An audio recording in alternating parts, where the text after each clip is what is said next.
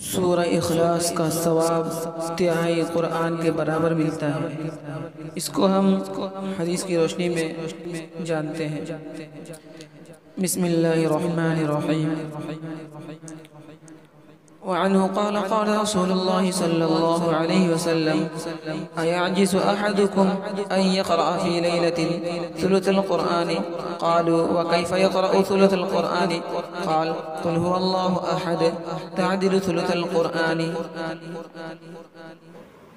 حضرت ابو درداء رضی اللہ عنہ سے روایت ہے کہ آپ صلی اللہ علیہ وسلم نے ارشاد فرمایا، کیا تم میں سے کوئی عاجز ہے کہ ایک رات میں تہائی قرآن پڑھے؟ صحابہ کرام رضی اللہ عنہ نے عرض کیا، کس طرح تہائی قرآن پڑھے؟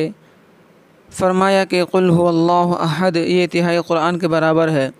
اس حدیث پاک میں یہ بیان کیا گیا ہے کہ ایک بار سورہ اخلاص پڑھنے سے تہائی قرآن کے برابر ثواب ملتا ہے، اس لیے کہ قرآن کریم میں 3 طرح کے مضامین مذکور ہیں، پہلا قصص، دوسرا احکام اور تیسرا توحید۔ اور اس صورت اخلاص میں توحید کا خوب ذکر کیا گیا ہے، اور یا اس طرح کہا جائے کہ قرآن میں توحید کے بارے میں جو کچھ بیان کیا گیا ہے سورہ اخلاص اس کا خلاصہ ہے، اس لیے کہ یہ سورت ثلث قرآن کے برابر ہے۔ اور بعضوں نے کہا ہے کہ اس کا ثواب اصل ثواب کے بقدر دگنا کیا جاتا ہے۔